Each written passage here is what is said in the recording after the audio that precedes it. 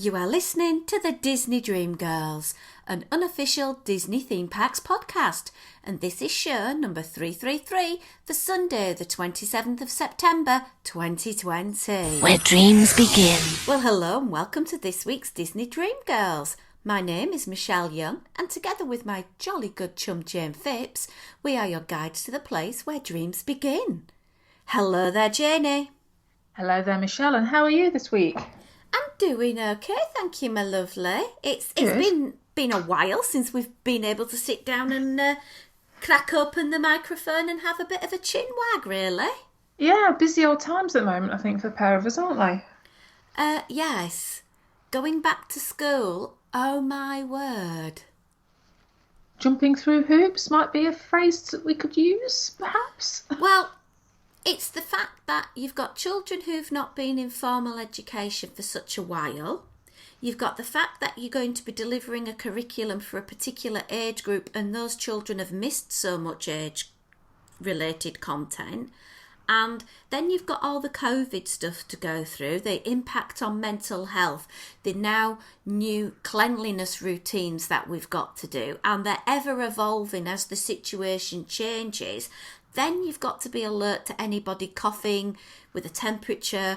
Yeah, we had a very long conversation off air, didn't we, Jayne, about the handing out of birthday sweets and the implications and ramifications of doing such a thing. Like, you know, we are not even supposed to sing happy birthday in the classroom setting. So it is really challenging. These are strange and complex times, and it's taking a little bit of getting used to, and I'm sure that we'll all find ways around it, but it does kind of impact on your day probably more than people perhaps realise, and just that element of, I know for you, Michelle, trying to get work done at school rather than infringing on your downtime as well. So it kind of has an impact all around, doesn't it? It does, and to be honest, I have never loved being back in school so much, because seeing the kids, seeing how much they've missed learning and their enthusiasm to being there, their resilience and having that contact after such a long gap is fantastic. But I spend every single valuable second I'm in that building getting those children the learning that they deserve, but also a safe space to explore their feelings as well. Yeah, it's very tricky times. I'm thankful in some respects, Michelle, that my lot are significantly younger than your lot, so I've probably got a little bit easier than you. Yeah, but we're not here to talk about the woes of a teacher. We're here to talk of some Disney. And as we are sat here recording right this moment, our wonderful friend Anthony Markham is enjoying himself, and today is the big day, or should I say on release date, it will have been yesterday. But today, Saturday, as we're recording, he was exploring Hollywood studios. Ooh, Galaxy's Edge and all that. Absolutely. He did say yesterday at Animal Kingdom on Friday when he was there, it was so quiet. He went on ride after ride. He said he couldn't believe how quiet it was. I think today, with it being a weekend and Hollywood studios, I think it might be a bit different. Yeah, I suppose I wonder whether or not Disney World is kind of, because they've not got those travellers from around the world going, so it becomes a bit more like a generic theme park, whereas that, the Monday to Friday traffic, Monday to Thursday traffic is going to be relatively low. You get to your weekends and everybody's off work, and that's when your crowd numbers start to pick up. I must admit, I was looking at Anthony's photos this morning on my Instagram feed from Friday at Animal Kingdom, with some cracking photos on there. It did look rather nice. Yeah. He sent me an awesome picture of him sunning himself by the pool at Pop Century, and he just said, I wish you was here. And it was like, I so wish I was here. It's so cold outside. I have got socks on. That's how cold it is. Yes, I must admit, my heating has come on over the last couple of days. That's always telling, isn't it, when your heating comes on automatically. But when it comes to this time of year, Jayne, we all know what there is to warm the cockles of our hearts. Oh, are we talking liquid varieties here, Michelle? We're talking pumpkin spice latte season! You see, I know you love this, don't you? But it don't do now for me. Do you know what? As soon as we finish, I'm going out. I've had the hair done yesterday. It's gone a lot lighter. I'm a lot Very happier nice with too. it. Very And nice. I'm going to put on my best favourite orange bird spirit jersey, some jeans. I'm going to go out. I'm going to have my pumpkin spice latte. Then I'm going to crawl back in the house, hide under the duvet and watch some junk TV. You see, this is the difference between you and I, Michelle. I'll be going out after we've recorded this as well because Molly has her usual Saturday guitar lesson that I need to play taxi service for. So I'll be grabbing a black Americano when I'm out and about. The difference between you and I'm very straight down the lane and very boring in my drink choices, but hey ho. I did try the S'mores Frappuccino, which Oh, okay. was a diversion from the norm, and I did actually quite like it. Wasn't so keen when they added coffee to it, I must admit, because when they don't add coffee to it, it's just like a big decadent dessert. How can I say? It's just all creamy and sugary, isn't it? Yeah, the best bits. So since we were last on air, I've had my Rapunzel tattoo finished. I am so excited to reveal the pictures to everybody. Rachel has done an amazing job, and the lanterns that are floating in the sky with a couple of subtle hidden Mickeys, sensational. She's done an ace job. Look forward to seeing that. I've seen a little sneak preview, didn't I? But I've not seen the full lot yet. I'm so excited. It's brilliant. It is ace. So that's good news. Sadder news, I had to cancel my trip to Disneyland Paris. I know, but there was kind of a good reason for it though, Shell. Well, firstly, if you travel to France at the moment from the UK, you have to quarantine in your property for 14 days, which I can't do because I'm a teacher. So it was looking unlikely. And then the second part was I got a phone call from my surgeon's secretary offering me a date of the 26th of October for my operation, which was literally the Monday I would have been in DLP. So had to cancel, which I felt really bad turning to Caroline and saying, look, my lovely, I'm really sorry. And she was great. She understood and she said, look, let's be honest, we probably would have had to cancel anyway because of COVID and blah, blah, blah. So we've got a refund, which is good. That's good then. And we're going to rearrange at some point in the future, which is brilliant. So I just have to sort out the trains, which I can't do till 3 days before, so.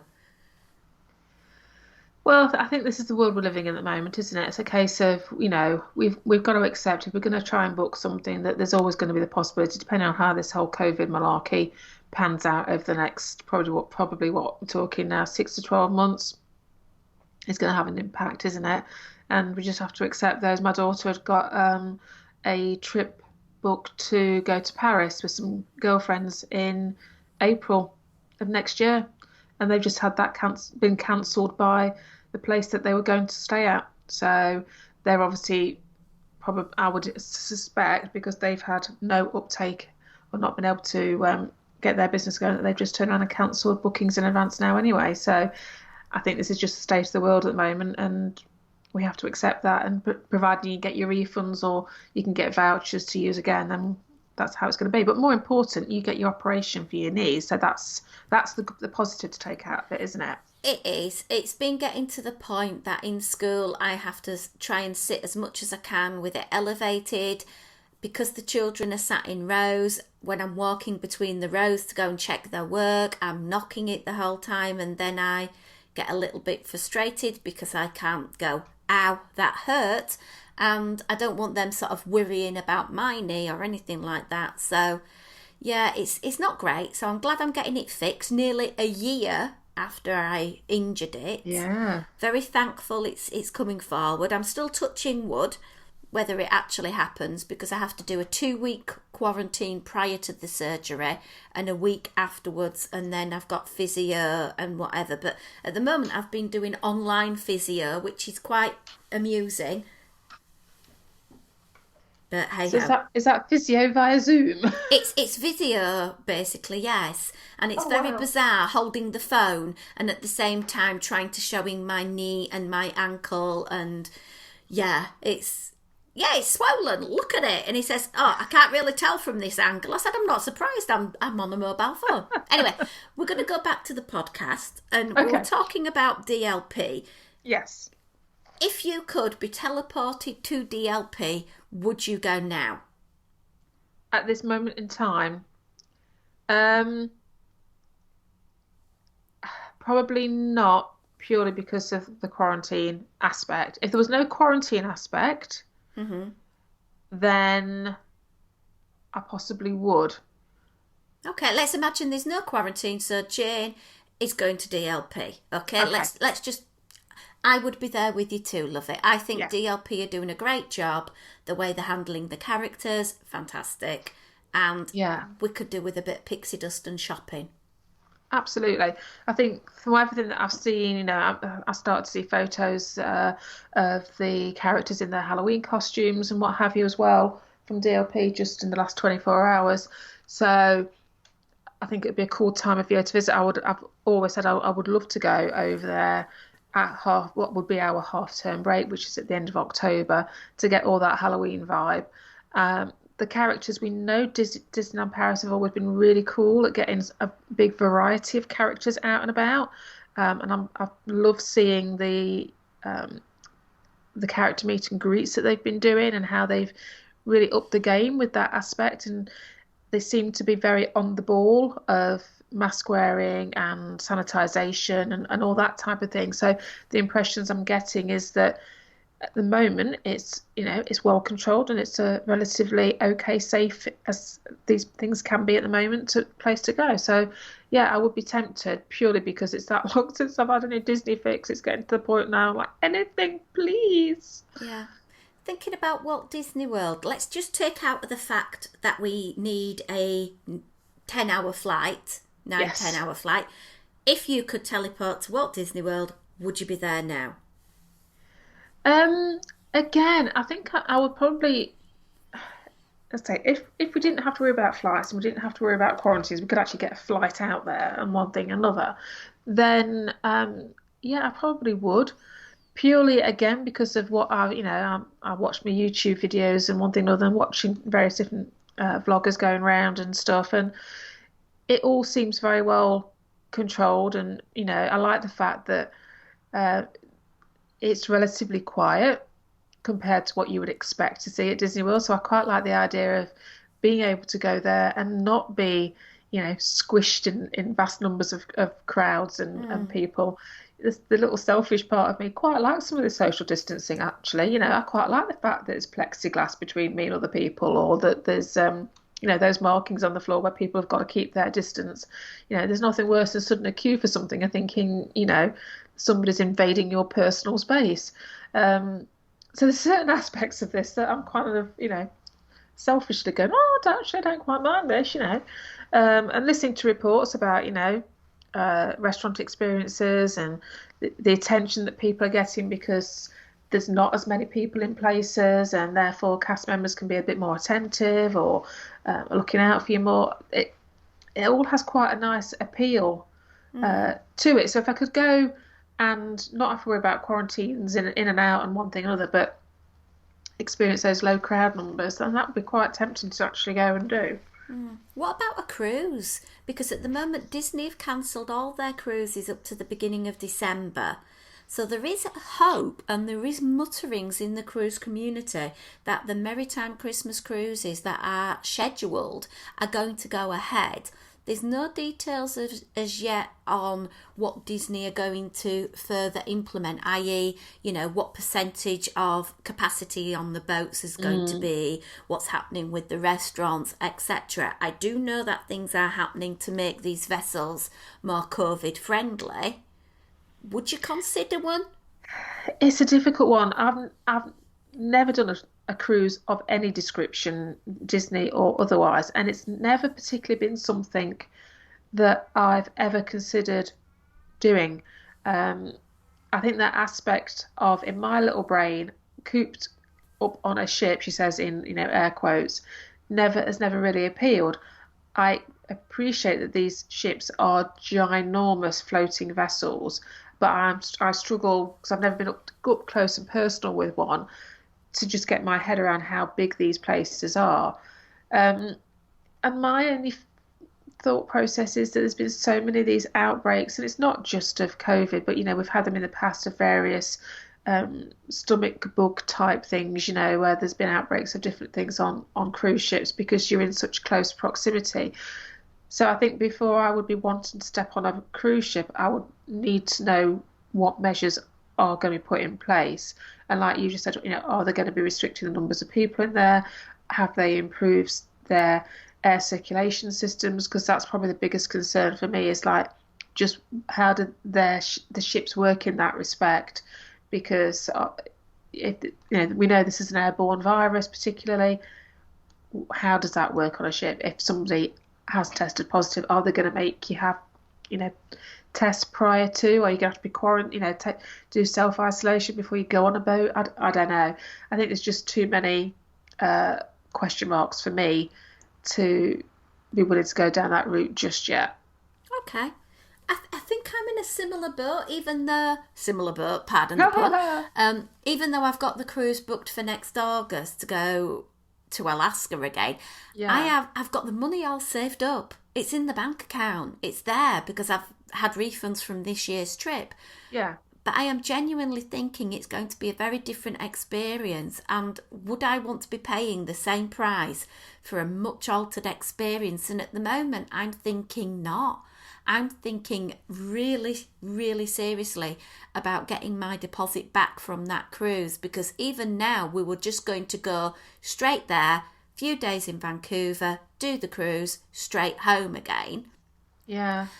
And we sort of thought, well, if we're not going to be able to explore the ports as we normally would, or the availability of excursions is going to be less, or you've got to wear a mask the whole time you're on an excursion and things like that, it's not going to be the same. So I think that's going to get scuppered in the hope that December 2021 Christmas Walt Disney World trip will kick off. Yeah, I must admit, not being somebody that's done cruises, I hadn't even given much thought, to be fair, Michelle, to, the excursions and those special experiences. And they are kind of quintessentially what the cruise is all about, isn't it? Being able to go, off port and wander around and say, if you're going to be restricted to, you can only go here with these people and you've got to be back by this time. And it's even more constrained than it would have been normally. And then, like you say, if you can't get those special experiences, which particularly like doing the Alaska cruise would be all about, then yeah, it kind of, and you're not going to get anything recompensed for that. You got to look at the value for money, haven't you? And I say, oh, we're just in that particular position now because we're going to have to travel, halfway across the world to go and experience Disney in America.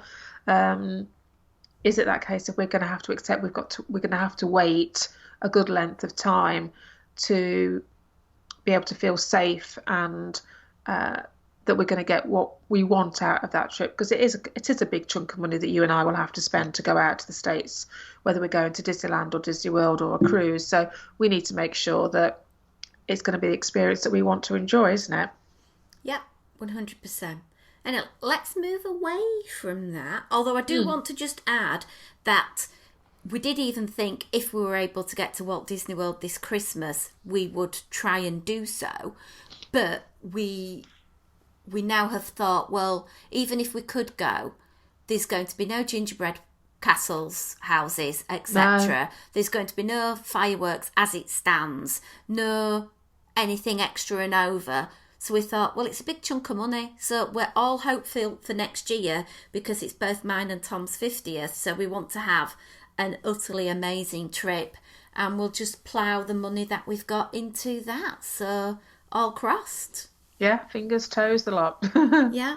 Right, well, I've had a listener question, and for reasons that will soon become apparent, I am not able to divulge the name of the person because of the scenario.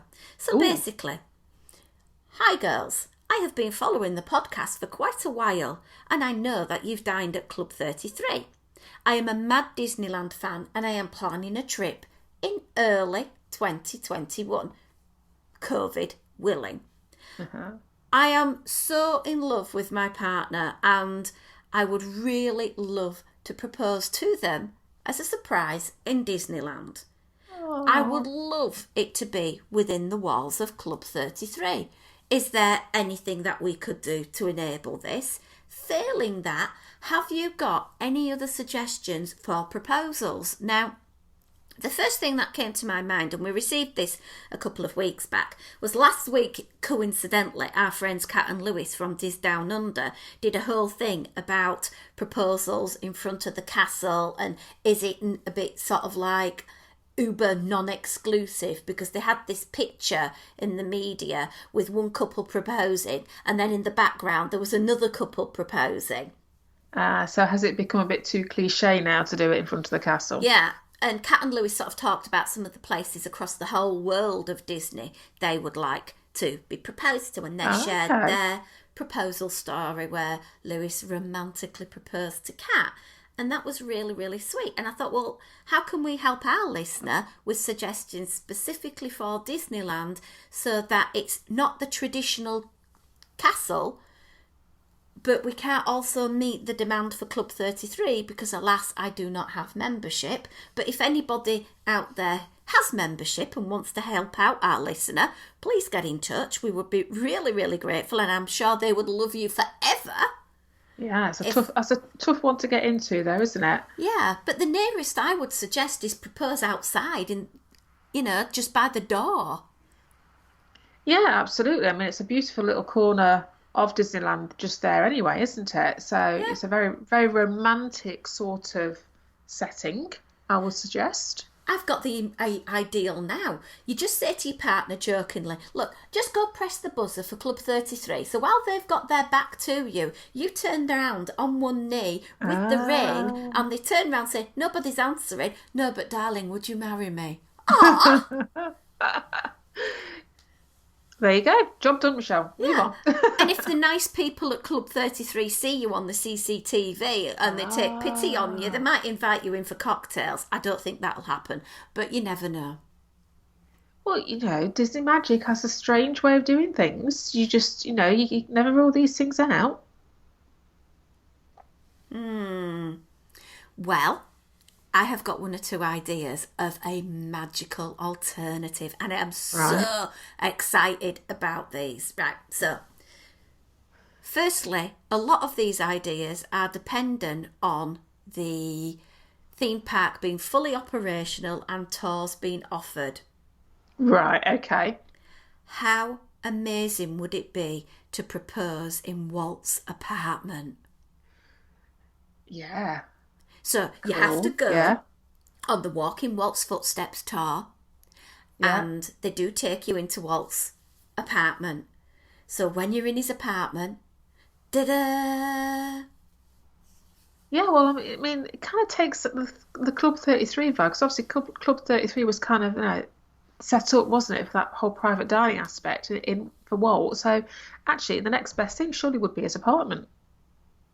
I would think so, because that's an even closer connection to Walt, and plus, it's unique. Yeah, and if you're on a tour and it happens, then you've got to think that the tour guide would be like all over you and would be showering you with stuff, wouldn't you? True, and apart from all the stuff, it is a unique place, because I don't think there's very many Disney fans that could say, I was proposed to in Walt Disney's apartment above a firehouse. Well, yeah, and I say if we wanted to move away from the cliche of in front of said castle proposal, then that's a pretty good way of doing it. True. Or you could pick their favourite attraction. So if you're a fan of, the New Orleans vibe, is there a part of, that area that you'd like to propose to? Maybe you'd like to propose in front of the Haunted Mansion. Well, I'm going to say you could extend that out. So, if your loved one has a particular, loves whatever ride it could be, because if they've got a thing where they have to ride a certain ride every time they go, and it's like, it's a must do, then that would scream out as, grab that ride and go for it. Spinning teacups, that'd be fun, wouldn't it? Proposing on the teacups. There are some attractions that lend itself to a proposal. Maybe trying to get the wheelhouse on the Mark Twain. That would be a really cool place. Yeah. You could, yeah. I mean, say haunted mansion in front of would be quite nice. Think of the backdrop. You've got to kind of Yeah, think of photo opportunities, haven't you, in all of yeah. this? Or You know. a big sign hold up on Splash Mountain, and then when they get the photo, Ah, they'll yeah, yeah, see, "Will yeah. you marry me?" You could even do that on Space Mountain. But that's one way to get round the Space Mountain dilemma of a proposal. I think that'd be cool. I say anywhere, yeah, anywhere there's a photo up. That's going to be a sneaky way of doing it, isn't it? Yeah? Or there are all the eateries. Well, I know you've got some favourite ones out there, Michelle, that are kind of quintessentially romantic, high-end dining that would surely work for a proposal situation. Well, I was more or less thinking about having the French toast brioche over at Flo's V8, to be honest, because that is the ultimate breakfast. But you could also go to Carnation Cafe and have a word with the server beforehand, and maybe on the Mickey waffle that is brought to you, there is a diamond engagement box or ring of your choice. Or if you've got a favourite, or if they have a favourite snack, could you like squish the ring into the favourite snack? Was that getting a bit messy? Well, I was more thinking about the Heimlich manoeuvre that the paramedics would be performing when you have 18 carat stuck in the windpipe. True, So, true. yeah, Maybe not quite that drastic, but no, but brings a whole new meaning to the word death by chocolate, really, doesn't it? but I think the thing is what we're trying to say here, Michelle, is perhaps take something that is meaningful and memorable and favourite of your person to be, so to speak, and try and incorporate that into your proposal. True.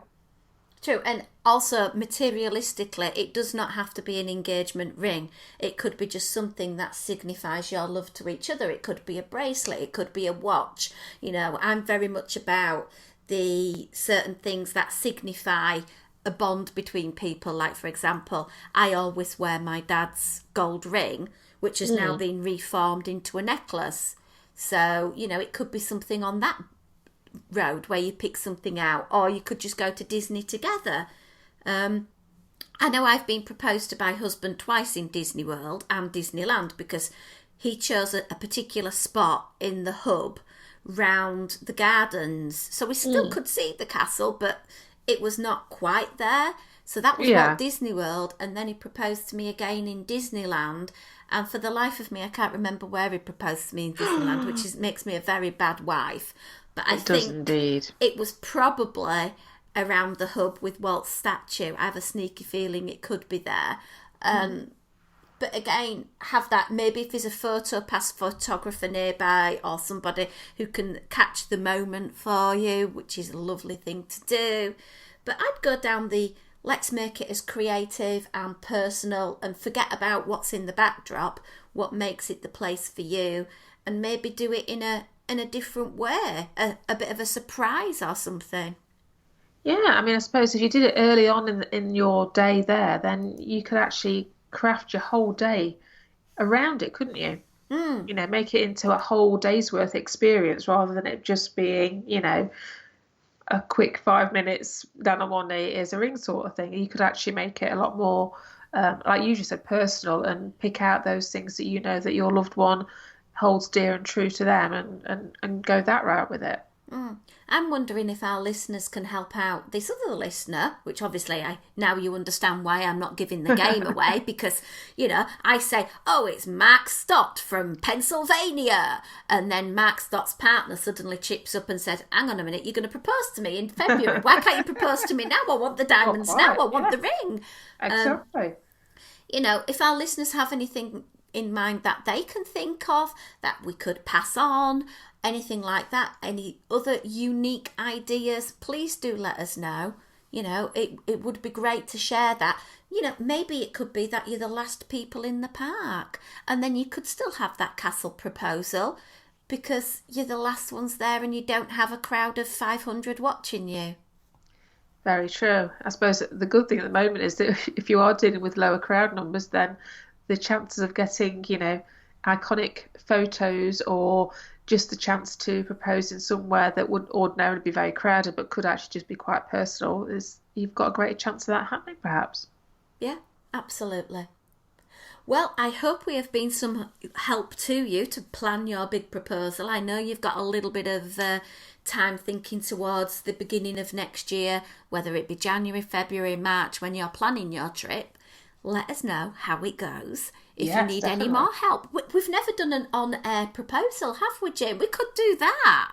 I'm not proposing. Speak I'm with not proposing us. to you, love, darling. I'm all right, thanks. No, but I mean, we could propose on behalf of the listener, We because could, we've done yes. trip reveals before. True. Hello, Logan. And, we could do something like that. I'm really excited about this. Can I be a bridesmaid? You just want to wear a pretty frock, don't you? I've got the dress already. It's the Disney food one with the blue background. I've got it sorted. I'd even buy some new ears. If somebody would like to buy me the turquoise blue Disneyland ears, I would so wear them as a headdress at your wedding. And I will fight them for you. I must admit, I had 2 people yesterday message and say, "Do you need these?" So I'm keeping all crossed. Does Michelle need ears? Well, it's a random question. Of course she does. When somebody's in a theme park and they send you a message, or in downtown Disney, and they send you a message of all the merchandise that is available, and then they say at the bottom, "Would you like ears?" And the ears are the only picture that they haven't sent, and it's like, I do want the ears, but you've just sent me the picture of the amazing Haunted Mansion shirt, and it's so gorgeous. Yeah. Could I have the shirt instead, please? I love you, Tommy. Thank you. I can't wait to receive it. Have you seen that, the Haunted Mansion shirt? I have, yeah. I love that because I can wear it for work and nobody will know it's the Haunted true. Mansion shirt except me. And everybody said, "Oh, that's a cool pattern." And I said, "Yeah, it's a secret Disney outfit." True. So, anyway, we shall see. Anyway, we're going to wrap up this show, but before we do, we just want to give a massive shout out and a big thank you to our Patreon supporters who are keeping this show on the air virtually every week and advert free. Thank you ever so much, guys. We also want to do a big shout out to the Disney Dream Girls podcast family who have been calling by every Sunday for a little bit of a podcast quiz, and we've had such a giggle every Sunday. It sets me up ready to start work the next day. If you'd like to join in the fun, we host it via Zoom.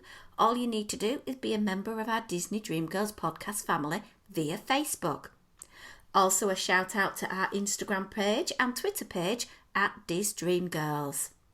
Finally, if you are feeling generous this week, why not pop on over to iTunes, renew your iTunes review of the show. That will help other Disney fans find us and hopefully enjoy our Disney musings. Now we've done all the plugs on social media and everything, it's time for us to say goodbye. Thank you so much for listening. Sorry we weren't with you last week, but you can always go back and listen into other shows. Anyway, it's a goodbye from me. And it's goodbye from me.